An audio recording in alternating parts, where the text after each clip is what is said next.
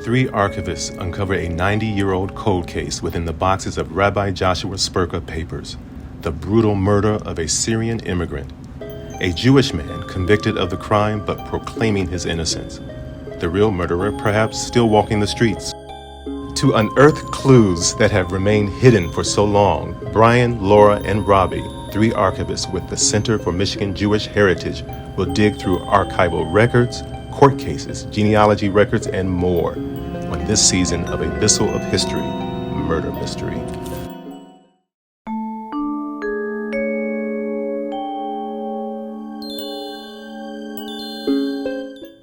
Previously on A Bisel of History, Murder Mystery, we lay out the evidence against Louis Gross for the murder of Mortado Abraham.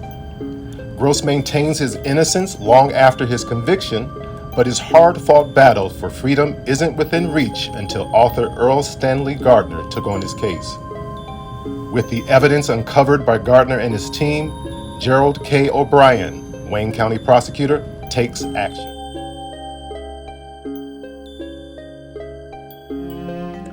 Upon consulting with Stanley Gardner and his team, the Wayne County prosecutor, Gerald K. O'Brien, filed a motion for a new trial for Louis Gross.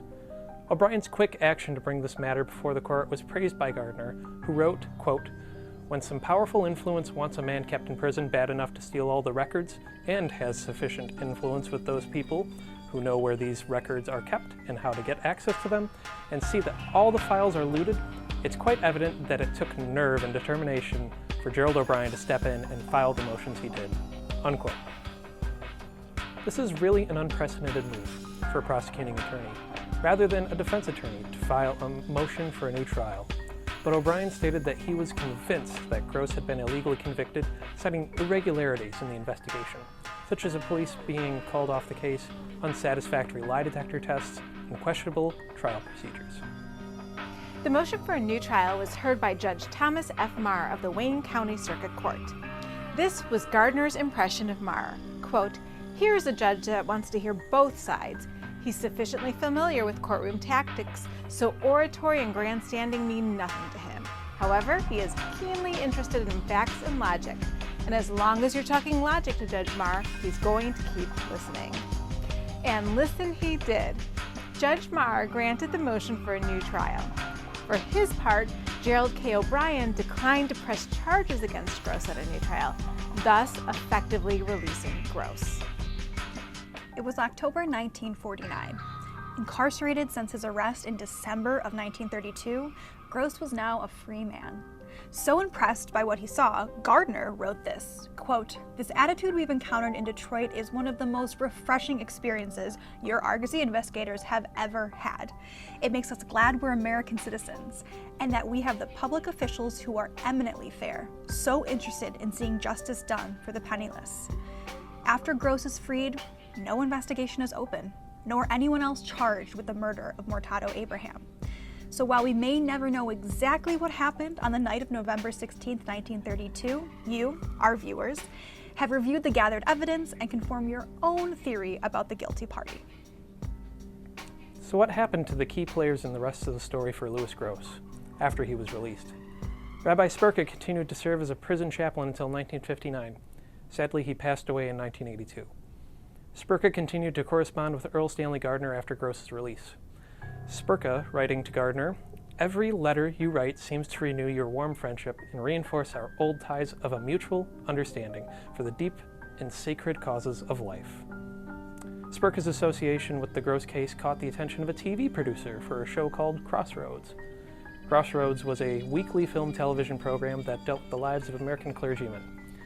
They sent Sperka a script entitled "The Man Who Cared." However, it doesn't appear that that episode was actually made.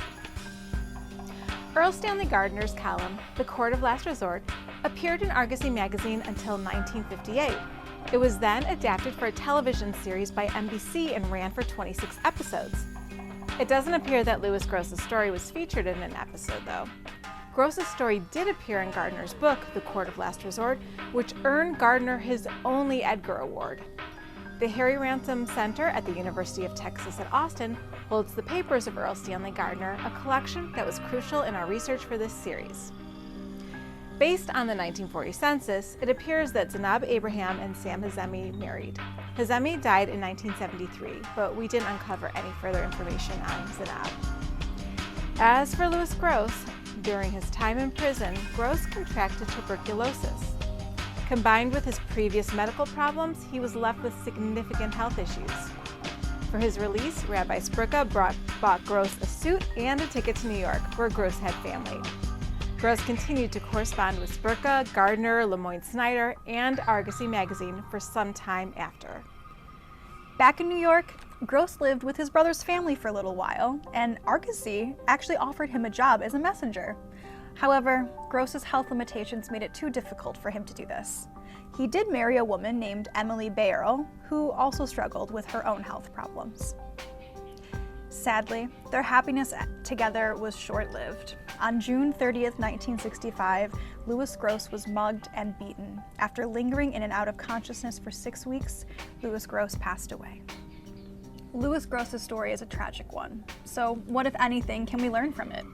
For Earl Stanley Gardner, this case and others he investigated helped to shed a light on the problems within the criminal justice system. As Gardner wrote, quote, "Law schools must require more study not of the law of evidence, but of evidence itself.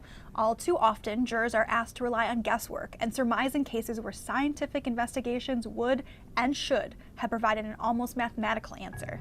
This is tragic for the individual and is bad for society." From Gross, we learn a lesson of perseverance. He never gave up and continued to learn and speak up for himself until he was granted justice, granted release from a wrongful imprisonment. As for Rabbi Sperka, there were countless lessons along the way that he really taught us. Compassion for all people, belief that people can change and are deserving of justice, regardless of how people might feel about them. Once again, like in the first episode, we want to close this episode with a special quote from Sperka. Quote, "Every human being has a spark of the divine in him and deserves a chance." We've reached the end of our story, and now we want to know what you think. Please join us on Facebook Live next Tuesday, April 26th at 4 p.m. We'll answer any questions you have about the Louis Gross case and share stories we didn't have time to fit into the episodes. You can also email us questions ahead of time if you can't join us live. We'll see you next week.